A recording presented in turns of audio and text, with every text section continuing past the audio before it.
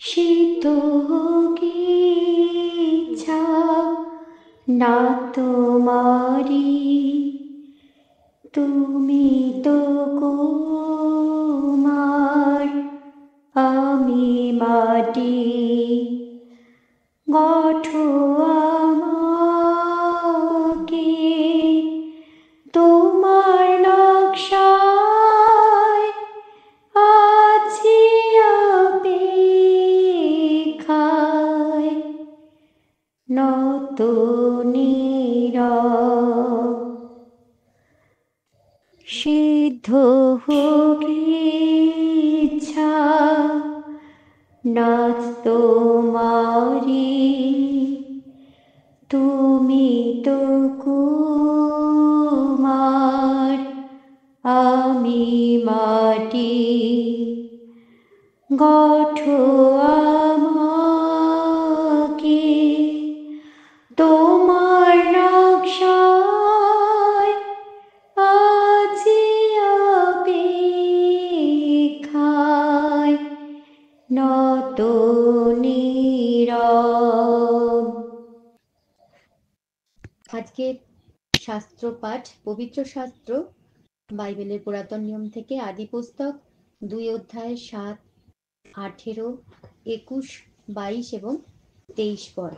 আর সদাপ্রভু ঈশ্বর মৃত্তিকার ধূলিতে আদমকে অর্থাৎ মনুষ্যকে নির্মাণ করিলেন এবং তাহার নাসিকায় ফুঁ দিয়া প্রাণবায়ু প্রবেশ করাইলেন, তাহাতে মনুষ্য সজীব প্রাণী হইল। আর সদাপ্রভু ঈশ্বর কহিলেন, মনুষ্যের একাকী থাকা ভালো নয়, আমি তাহার জন্য তাহার অনুরূপ সহকারিণী নির্মাণ করি। পরে সদাপ্রভু ঈশ্বর আদমকে ঘোর নিদ্রায় মগ্ন করিলেন। তিনি নিদ্রিত হইলেন, আর তিনি তাহার একখান পঞ্জর লইয়া মাংস দ্বারা সেই স্থান পুড়াইলেন।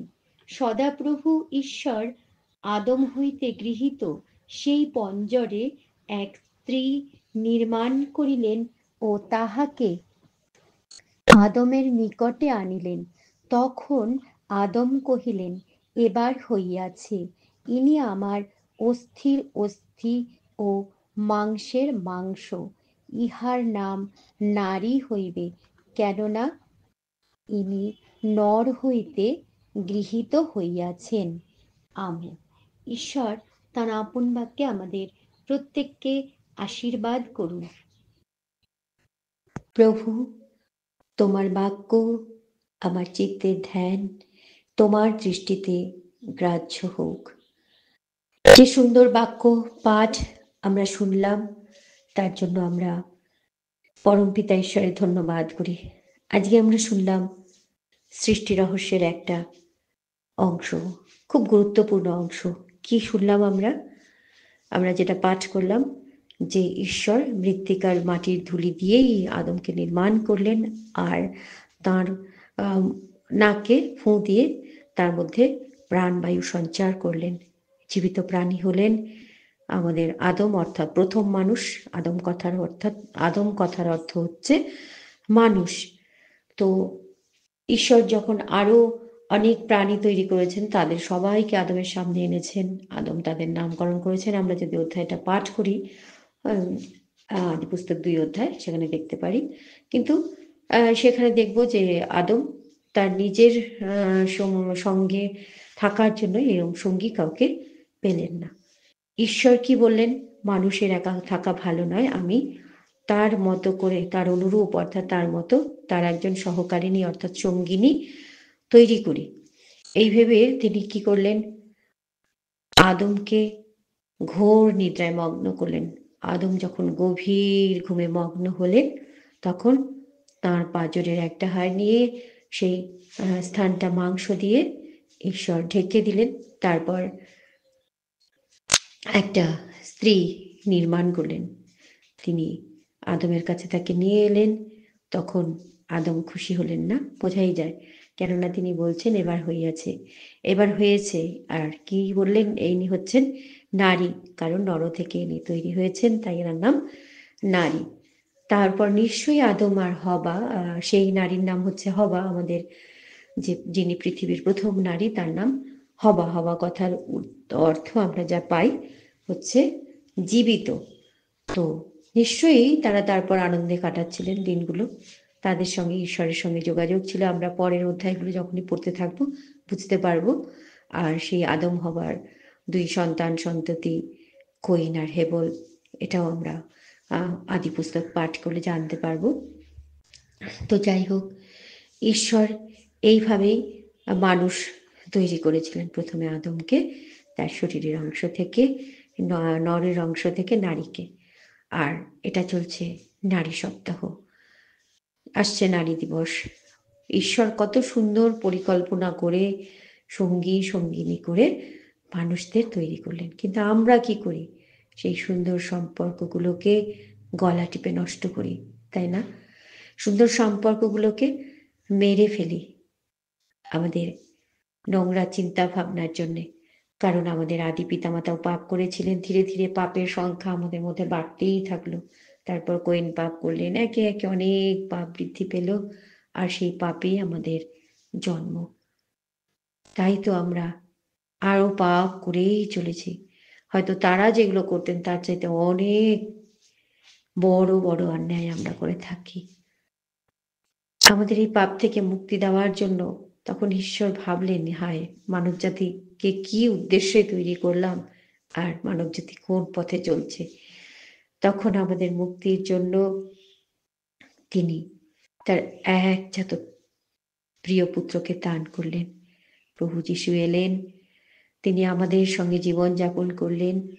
অনেক অপমান, অনেক লাঞ্ছনা শেষে তিনি সহ্য করলেন। তার আগে যে তিনি এত আশ্চর্য কাজ করলেন, অনেক মানুষকে সুস্থ করলেন, মৃতকে জীবন দিলেন, কত কাজ করলেন, সমস্ত আমরা ভুলে গিয়ে তাকে অপমান করলাম, লাঞ্ছিত করলাম, 39 বার তাকে বেতের আঘাত করলাম। সমস্ত তিনি নীরবে সহ্য করে মেষ রূপে আমাদের পাপ স্বরূপ হয়ে বলি হলেন।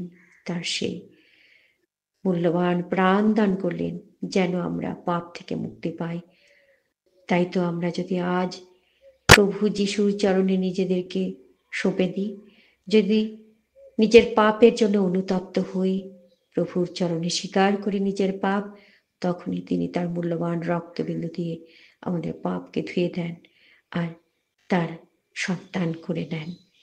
তাই আজকে আমাদের একটাই কাজ, আমরা যেন প্রভু যিশুর কাছে নিজেদের পাপকে স্বীকার করি, সম্পূর্ণ নত নম্রভাবে স্বীকার করি, তাহলেই তিনি আমাদের পাপ ক্ষমা করবেন। আমরা কেউ বলতে পারবো না যে আমি পাপ করিনি। কি পাপ করলাম আমি? আমরা প্রত্যেকেই পাপ করেছি। বাইবেল বলে, আমি বলছি না। বাইবেল বলছে ধার্মিক কেহই নাই, একজনও নাই। রোমিও 3:23 বলছে সকলেই পাপ করিয়াছে এবং ঈশ্বরের গৌরববিহীন হইয়াছে। আমরা সবাই পাপী, আমরা সবাই পাপী। তাই আমাদেরকে অনুতপ্ত হতে হবে, পিতার চরণে নিজের পাপকে স্বীকার করতে হবে, প্রভু যিশুর নামে পিতার কাছে ক্ষমা চাইতে হবে, তবেই আমরা পাপ থেকে মুক্তি পাব। প্রভু যিশু বলে গিয়েছিলেন, তোমরা আমার নামে আমার পিতার কাছে যা কিছু প্রার্থনা করবে, যা কিছু যাচনা করবে, প্রার্থনা করবে, আমি তা পূরণ করব। আমরা যদি পিতার কাছে প্রভু যিশুর নামে প্রার্থনা করি, পাপ থেকে ক্ষমা চাই, প্রভু যিশু তা করবেন, ক্ষমা করবেন। প্রিয় শ্রোতা বন্ধু, আমরা যেন ভুলে না যাই যে আমাদেরকে পাপ স্বীকার করতে হবে, পাপের পথ ছাড়তে হবে। কারণ আমরা গতকাল শুনেছিলাম প্রভু যিশু আবার আসবেন, তার দ্বিতীয় আগমন হবে। তখন যেন আমরা প্রভু যিশুর সাথে আকাশ পথে মিলিত হতে পারি, তবেই তো আমাদের জীবন সার্থক, তাই না? শুধু রোজ খাওয়া পড়া করলাম, জাগতিক কাজ করলাম, জাগতিকতায় মত্ত থাকলাম, একদিন আয়ু শেষ হলো, চলে গেলাম, তাহলে কোনো লাভ নেই। ঈশ্বর কেন আমাকে সৃষ্টি করেছেন, কেন পৃথিবীতে পাঠিয়েছেন, তার গুরুত্ব আমাকে বুঝতে হবে। আমাদের একটাই কাজ করতে হবে, ঈশ্বরের গৌরব বৃদ্ধির জন্য তার গৌরব প্রশংসা মহিমা করতে হবে। কেন করব? আমরা হয়তো ভাবতে পারি কেন করব, আমার তো অনেক কাজ রয়েছে রোজকার জীবনযাপনে, এই জন্যই করব। তিনি যদি আমাকে জল, আলো বাতাস না দিতেন, তিনি যদি আমার এই প্রাণ তৈরি না করতেন, এই সুন্দর বিশ্ব সংসারে আমাকে থাকতে না দিতেন, তৈরি না করতেন, তাহলে কি আমরা এই জাগতিকতার সৌন্দর্য লাভ করতে পারতাম? এত সুন্দরভাবে, শুধু আমাদেরই জন্য এত সুন্দরভাবে ঈশ্বর এই পৃথিবীকে সৃষ্টি করলেন, আমরা কি তা ভুলে যাব? না বন্ধু, আমরা ভুলবো না। আমরা ঈশ্বরের গৌরব বৃদ্ধির জন্য নিজেদেরকে ব্যবহার করব। আমাদের কথাবার্তা, চাল চলন, এর দ্বারা সবসময় আমরা ঈশ্বরের গৌরব বৃদ্ধির চেষ্টা করব। আর যদি চেষ্টা করি, নিশ্চয়ই সফল হব। আর কি, আমরা ঈশ্বরের ধন্যবাদ, প্রশংসা, তার স্তব স্তুতি আরাধনা রোজ কেন করব? আমরা যদি স্বর্গে যেতে চাই, সেখানে তো ওভাবেই জীবন কাটাতে হবে। আমরা যখন বাইবেল পড়ি, দেখি সেখানে দূতেরা সবসময় স্তুতি আরাধনা প্রশংসায় থাকে না? প্রকাশিত বাক্য বারবার পাঠ করুন বন্ধু, তাহলে দেখতে পাবেন। তো আমরা যদি এখানে অভ্যাস না করি ঈশ্বরের স্তব স্তুতি আরাধনা করা, তাহলে আমাদের আত্মা যখন সেই স্বর্গীয় আনন্দে মিলিত হবে, হয়তো আমরা এখানে সুন্দরভাবে জীবন কাটালাম আর স্বর্গে গেলাম, কিন্তু সেখানে তো আমাদেরকে ওটাই করতে হবে। সেখানেতে শুধু ঈশ্বরের আরাধনা করাই আমাদের কাজ হবে, তাই না? তাই আমাদের সেই স্বর্গীয় জীবনযাপনের জন্য অভ্যাস করতে হবে বন্ধু। এখন থেকে, আজ থেকে, এই মুহূর্ত থেকে আমরা ঈশ্বরের স্তব স্তুতি প্রশংসা করি। ঈশ্বরকে বলি, পিত, তোমার ইচ্ছাই সিদ্ধ হোক, তুমি যেমনটি চাও তেমনি ভাবে আমাকে তৈরি করো। আমি মাটি, তুমি কুমার। ঈশ্বর তো কুমার, তাই না? ঈশ্বরই আমাকে তার মতো করে গড়ে নিতে পারেন। তিনি তো তার গুণাবলী দিয়ে আমাকে তৈরি করেছেন। আমরা যদি আদি পুস্তক পড়ি, তখন আমরা শুরুতে যখন দেখি ঈশ্বর কিভাবে তৈরি করলেন, বললেন, আইসো আমরা আমাদের প্রতিমূর্তিতে মনুষ্যকে নির্মাণ করি। আমরা অর্থাৎ ঈশ্বর পিতা, ঈশ্বর পুত্র, ঈশ্বর পবিত্র আত্মা কি করলেন? তার যা সেই তৃত্বের যা প্রতিমূর্তি, তার যা গুণাবলী, তা দিয়ে আমাদেরকে তৈরি করেছেন। তো ঈশ্বরের গুণাবলী যেন মানুষের মধ্যে দেখা যায়, তার জন্য আমাদেরকে চেষ্টা করতে হবে বন্ধু। ঈশ্বর তার আপন বাক্যে আমাদের প্রত্যেককে আশীর্বাদ করুন, সবার মঙ্গল করুন। তার জন্য আমরা চলুন বন্ধু প্রার্থনা করি। ধন্যবাদ, ধন্যবাদ, ধন্যবাদ ঈশ্বর পিতা, ঈশ্বর পুত্র, ঈশ্বর পবিত্র আত্মা। তোমার চরণ তলে আমাদের নিজেদেরকে সঁপে দিয়ে তোমার কাছে প্রার্থনা করি প্রভু। আর সুন্দর দিন, সুন্দর সকালের জন্য তোমার ধন্যবাদ করি, তোমাকে ভক্তিপূর্ণ প্রণাম, শ্রদ্ধাপূর্ণ ভালোবাসা জানাই পিত।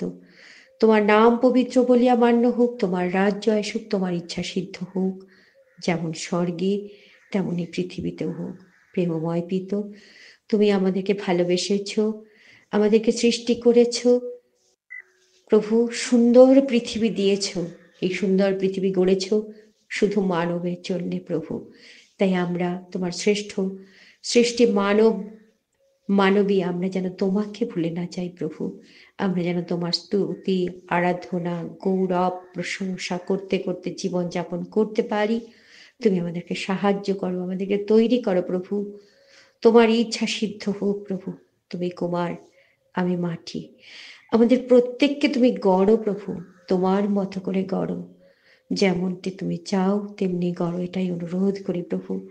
আমাদের যে ছাত্রছাত্রীদের পরীক্ষা চলছে, তুমি তাদেরকে বিশেষ আশীর্বাদ করো প্রভু। তারা সারা বছর ধরে যা অধ্যয়ন করেছে তা যেন খাতায় প্রকাশ করতে পারে, যেন জাগতিক ভাবে সুন্দর ফল লাভ করতে পারে, সেই সঙ্গে তাদের যেন আত্মিক উন্নতি হয়। তুমি তাদেরকে আশীর্বাদ করো প্রভু। প্রেমময় প্রভু, যারা বৃদ্ধা রয়েছে, আমরা যারা বয়স্কা, আমরা যেন আমাদের ছেলে মেয়েদেরকে সঠিক শিক্ষা দিতে পারি, তার জন্য তুমি আমাদেরকে সুন্দরভাবে করো প্রভু। যে ছোট্ট ছোট্ট শিশুরা ছুটে বেড়াচ্ছে, আগামী দিনের এরা ভবিষ্যৎ, এদেরকেও তুমি তোমার ইচ্ছা মতো সুন্দর করে বড় করো প্রভু। এরা যেন তোমার গৌরব বৃদ্ধির জন্য ব্যবহৃত হয় প্রভু। যারা নেতৃত্ব দিচ্ছেন আমাদের দেশকে, আমাদের রাজ্যকে, বিশ্ব সংসারকে, আমাদের শহরাঞ্চলকে, গ্রামাঞ্চলকে, আমাদের সমাজকে, মণ্ডলীকে, আমাদের পরিবারকে, তুমি তাদেরকেও আশীর্বাদ করো প্রভু। তুমি তো প্রতিজ্ঞা করেছো প্রভু, আমি তোমাকে বুদ্ধি দিব, তাই তুমি এদের সঠিক বুদ্ধি দাও প্রভু। এনারা যেন তোমার কাছ থেকে জ্ঞান, বুদ্ধি, প্রজ্ঞা অর্জন করে যেন সুন্দরভাবে নিজের জায়গাকে লিড করতে পারেন। তুমি ক্ষমতা দাও তাদেরকে। আমরা যে যেই কাজে নিযুক্ত আছি সেই কাজে যেন তোমার প্রতি ভক্তিমতী হয়ে যেন সুন্দরভাবে কাজ করতে পারি। আমরা যেন বুঝতে পারি প্রভু, আমরা যে কাজ করি কেউ না দেখুক, তুমি দেখছো, তা যেন বুঝতে পারি। তুমি আশীর্বাদ করো প্রভু। যত শ্রোতা বন্ধু শুনছেন তাদের সবাইকে তুমি আশীর্বাদ করো। তাদের সমস্ত শারীরিক, মানসিক এবং আত্মিক সুস্থতা তুমি দান করো। সবল রেখো সবাইকে প্রভু। আর আমি যা কিছু বলি তা যেন তোমার গৌরব বৃদ্ধির জন্যই বলতে পারি। তুমি আশীর্বাদ করো। তুমি যে সুন্দর সুযোগ দিলে তাই তোমার ধন্যবাদ করি। আর আমরা যা যা প্রার্থনা করলাম তা যদি তোমার দৃষ্টিতে গ্রহণযোগ্য হয় তবেই তুমি তা গ্রাহ্য করো। আর বিশ্বাস করি প্রভু, যা গ্রহণযোগ্য হয়েছে তার উত্তর তুমি দিয়েছ। তাই ধন্যবাদ সহকারে প্রভু গো, তোমার চরণে এই প্রার্থনা রাখি। যা কিছু অন্যায় করেছি সারা সময়ের কাজকর্মের মধ্য দিয়ে তুমি ক্ষমা করে দিও প্রভু। এই অনুরোধের সাথে ছোট্ট প্রার্থনা প্রেমময় প্রভু যিশু তোমার চরণে রাখি। দয়া করে শ্রবণ ও গ্রাহ্য করো। আমেন। জয় যিশু, প্রেজ দ্য লর্ড। ঈশ্বর সবার মঙ্গল করুন। সারাদিন খুব সুন্দরভাবে অতিবাহিত হোক। Have a nice day, take care.